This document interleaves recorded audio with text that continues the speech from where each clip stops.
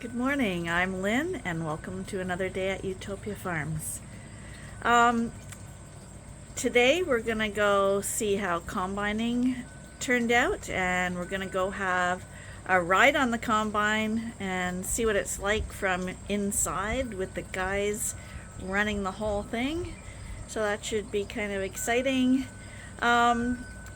My videos, I have two videos on combining the barley, and I have one on selling a ram and doing hay in the next 3 days. So they're all going to be presented as if it happened in 3 days, but it actually all happened in 1.5 days. So I'm gonna hopefully make it seem like it's a nice seamless video for each day, but who knows how it'll turn out. But just know that it's all pieced together because we had all kinds of breakdowns and upsets and things going on, and it was taking so much time. So even though it's 3 videos, 1.5 days, today's video is going to be for your ride in the combine. Okay, we've been invited up, so we're gonna do the big climb here. So here we go. We're in the combine with Cody.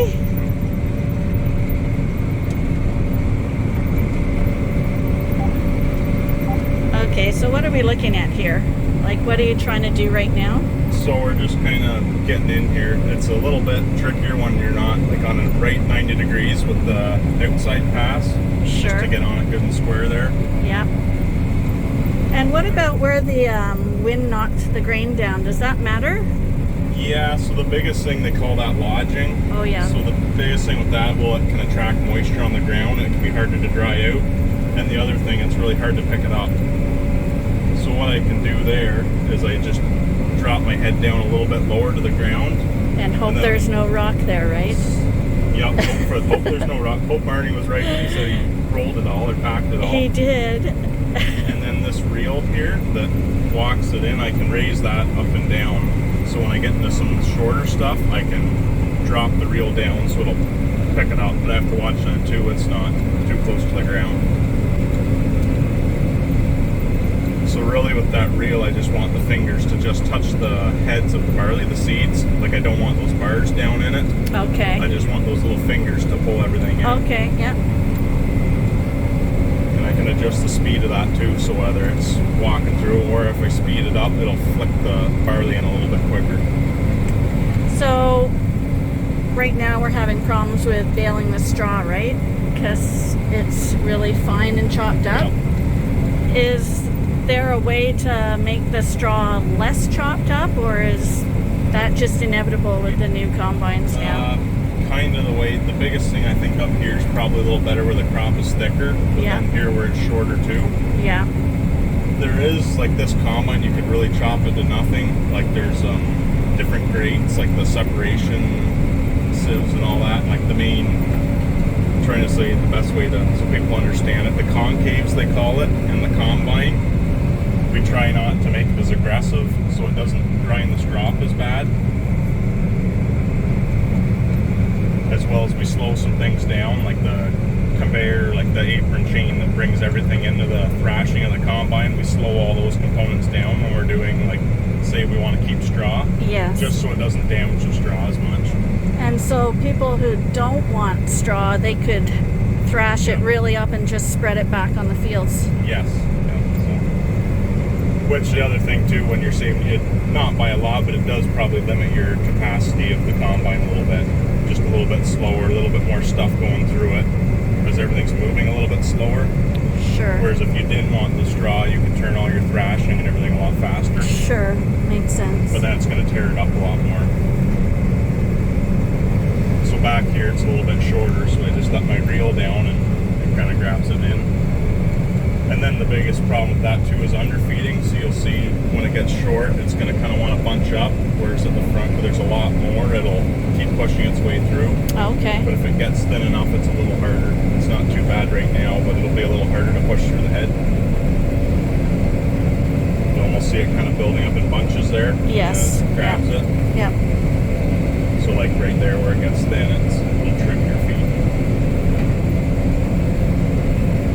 That's funny because intuitively I would have thought that if it was thicker it would bunch more.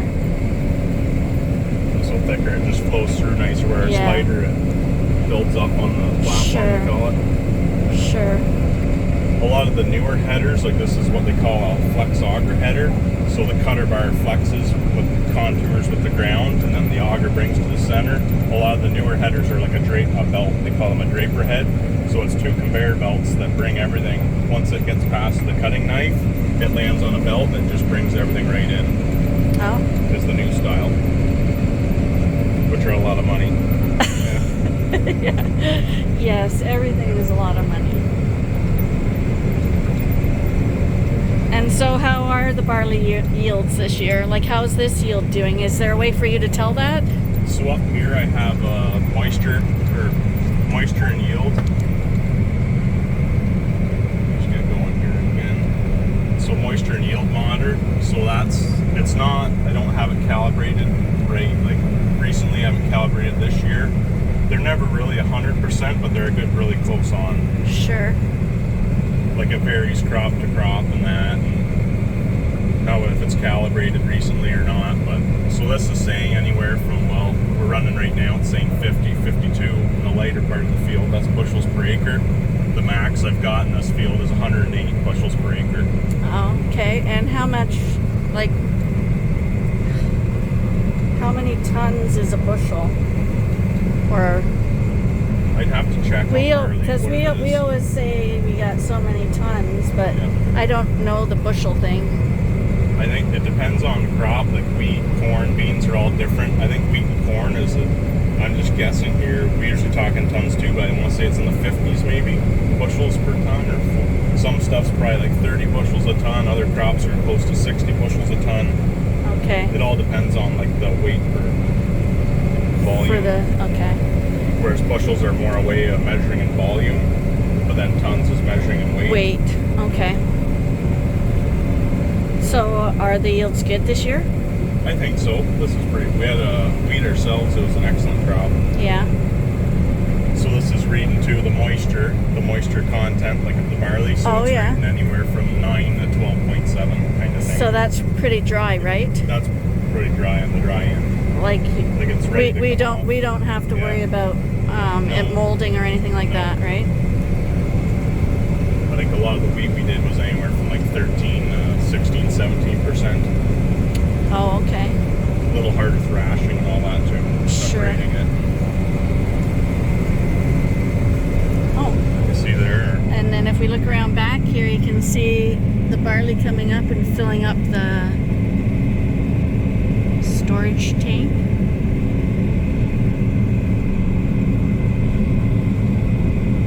It looks like good quality too, right? Yeah. The kernels look really nice. The problem too is like this is good and clean here. Like if you have weeds and stuff in it, then you get all the seeds of your weeds and all that. Yes. It all get in there too, so it makes it look. And it puts a smell on it. The sheep don't like it if there's all weeds and stuff in it. Now we didn't spray this. Like we were really lucky. Like there's pretty well no weeds in here. No, it's really clean. There was just a couple at the back there. But yeah, that back. Because the crop was lighter, so the barley didn't really shade out the weeds. Whereas here it did. Yeah, I'm kind of like normally the weeds tend to stunt the barley, but I kind of think this year because we got it in early that the barley stunted the weeds. Yeah. Because I already wanted to bring the sprayer in. I said, don't do it. I said, I can't see a single weed there.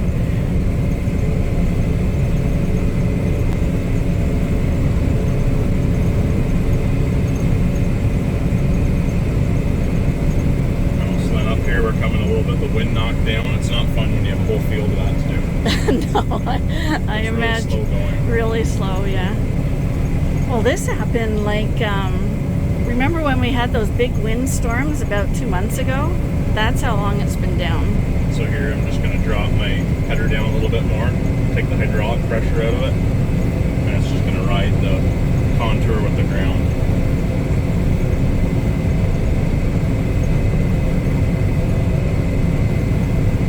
You have to be careful if there's any stones. Yeah, rocks are the biggest worry, and that That's why you see Arnie going around with that collie packer and with the little thing to put rocks in. You'd think after 60 years of working a field there'd be none left, but They just keep growing. yeah, they remultiply. But that's the fear, because a rock goes through there and you're going to damage that. This field's not that bad for rocks at the best of times. We combined the beans here this field last year. It's pretty good. Oh yeah, that's right. Yeah, it's not bad. On the accommodation road, there's one field there that's quite rocky. And then too, when it's down, the reel's not able to. When it's down too flat, the reel's not able to pick it up, so it's tricky to feed into the auger. Yeah.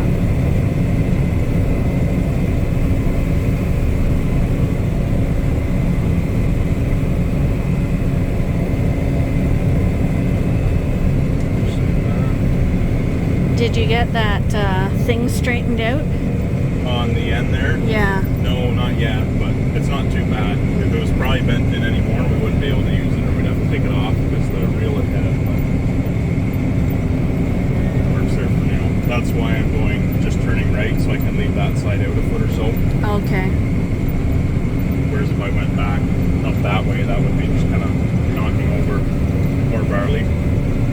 Okay. So I can start back here.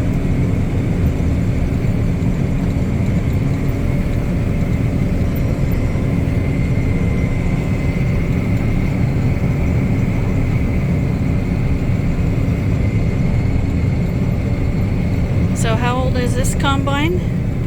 This combine is a 2004 model. They made these combines from 2004 to about 2007 or 8. So they don't make a combine this small anymore. They haven't made a combine this small in over 10 years. Oh, really? And this is way bigger than your last one, isn't Yeah, it? a lot bigger. Different style of threshing and separator too. Yeah. This is what they call a rotary combine. Okay.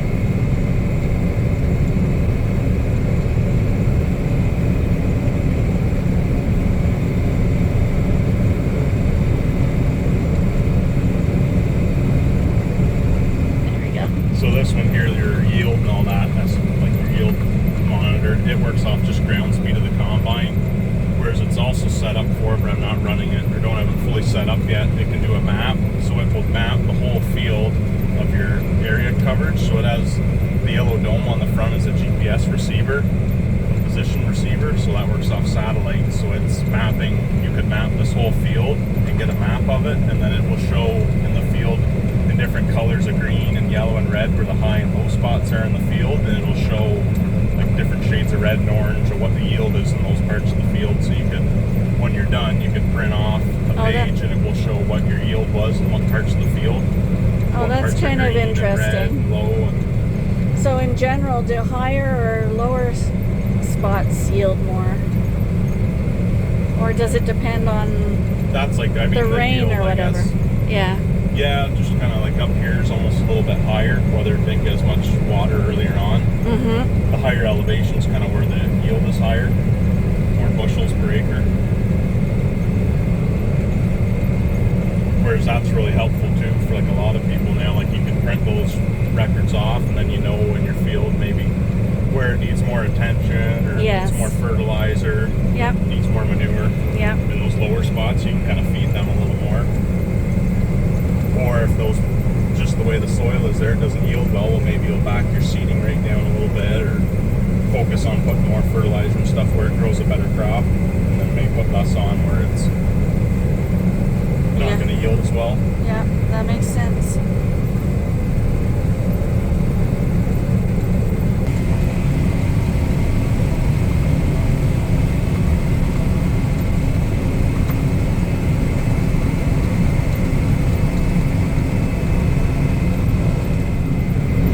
We're on the last pass, and that beeping means that the tank is full. And if you can see, there's a little window up there. We're just a little bit from the top. So, and we only have that little triangle to do. Just made it because it's been warning us that it's full, but we got it all in one pass.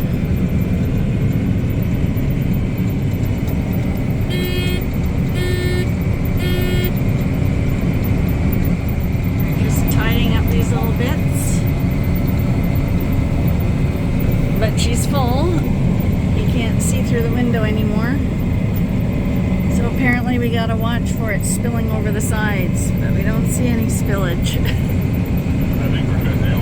We're good now, he says. That's it. And already we got a truck at the road. You can just see it in the background there. 2 trucks and the augers up there. Getting ready to take it away. Okay, we're gonna unhook it and get her out of here.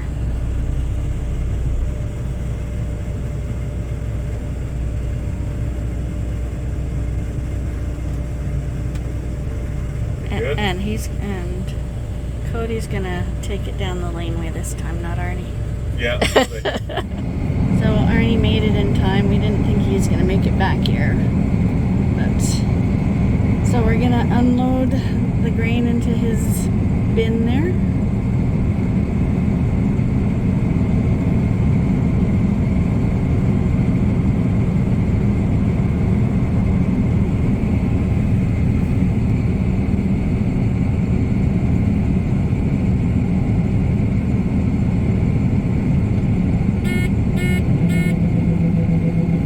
Here she goes.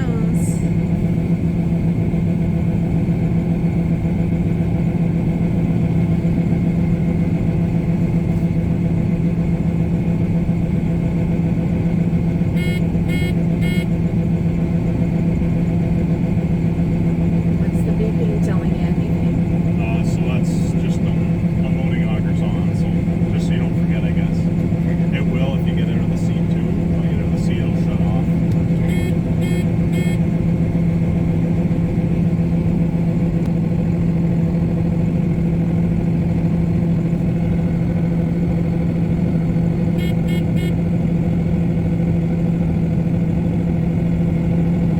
What's barley going for this year? Do you know? No, I haven't really checked. I haven't really followed it.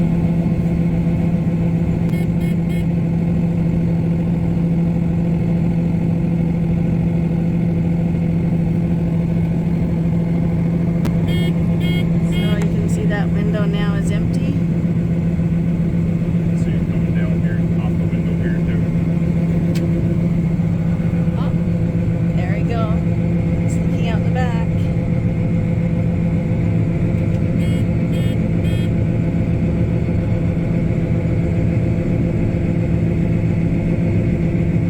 That unloads awfully quick.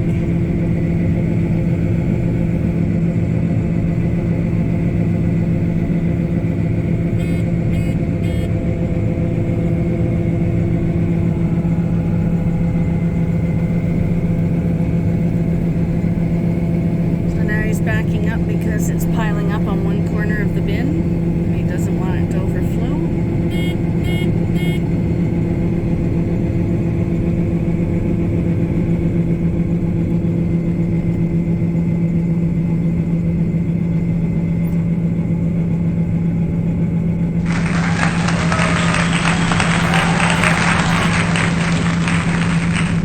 Make sure it empties out next. That's all the barley we have left to do. So be on to wheat next.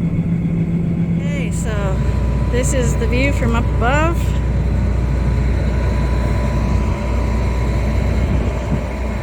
Don't know if you can get a feel for how high that is, but it's high. I'm guessing you're 12 feet up here. It's probably there 6 or 8 feet or more. Probably not quite 12. So when you're standing up there, it looks taller than it is, but the steps are just over 6 feet. So if you're standing up in the cab, that's like about 10 feet up there. And then when he puts this away, that all folds up so he can get it in a shed. Now he's got to take that head off, and he's Gotta load it onto this wagon here that will because that's a 30-foot head. So obviously most laneways and roads and stuff, you can't drive something that wide down it. So that's why it comes off and you drag it behind a vehicle so that you can get it on the roads and move it.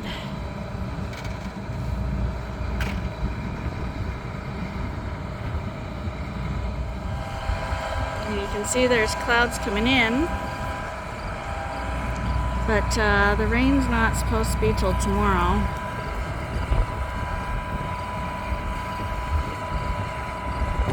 You wouldn't believe how the scorching heat coming off this ground though.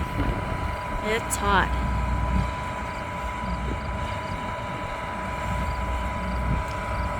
Clouds make a good backdrop though.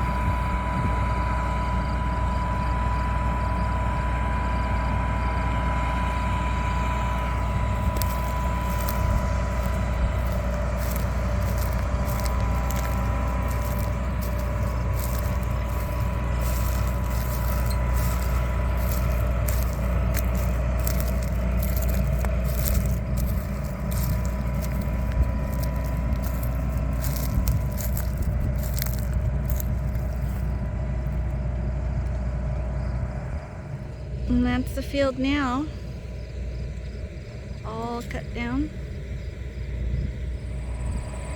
And then if I zoom in, there's the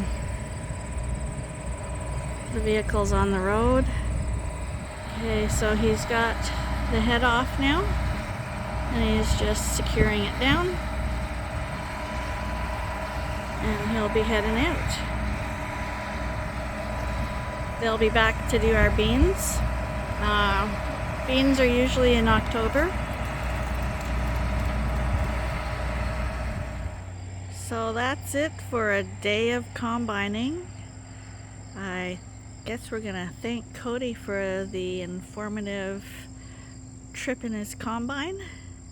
And I hope you guys will join us again tomorrow for the episode on baling the straw up and seeing what kind of troubles we get into doing that, because nothing goes smooth when you're in a pinch and trying to get your crops in on time.